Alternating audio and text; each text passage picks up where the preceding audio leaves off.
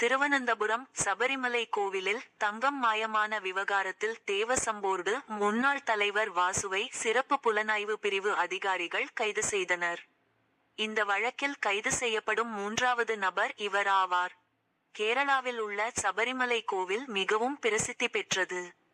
இக்கோவிலின் துவாரபாலகர்கள் சிலையில் இருந்து 4 கிலோ தங்கம் மாயமானதாக புகார் எழுந்த நிலையில் தேவசம் போர்டு அதிகாரிகள் 9 பேர் மீது நடவடிக்கை எடுக்கப்பட்டுள்ளது. மேலும் தங்கமுலாம் பூசும் செலவை ஏற்ற கர்நாடக மாநிலம் பெங்களூரைச் சேர்ந்த தொழிலதிபர் உன்னிகிருஷ்ணன் போத்தி என்பவரிடமும் விசாரணை நடந்துள்ளது. இந்த விவகாரம் குறித்து கேரள உயர் நீதிமன்றம் நியமித்த சிறப்பு புலனாய்வு குழு தீவிரமாக விசாரணை நடத்தி வருகிறது.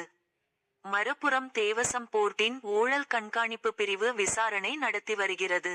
இறுதி விசாரணை அறிக்கையை கேரள உயர் நீதிமன்றத்தில் தாக்கல் செய்துள்ளது.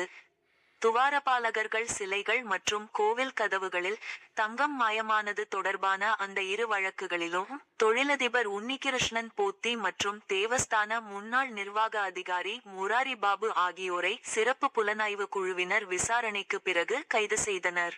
இந்நிலையில் இந்த விவகாரம் தொடர்பாக தேவசம் போர்டு முன்னாள் தலைவர் வாசுவிடம் சிறப்பு புலனாய்வு அதிகாரிகள் விசாரணை நடத்தி வந்தனர். இதன் முடிவில் வாசுவை அதிகாரிகள் கைது செய்தனர். இதனை மாநில டிஜிபி உறுதி செய்துள்ளார். இந்த வழக்கில் கைது செய்யப்படும் மூன்றாவது நபர் வாசு ஆவார்.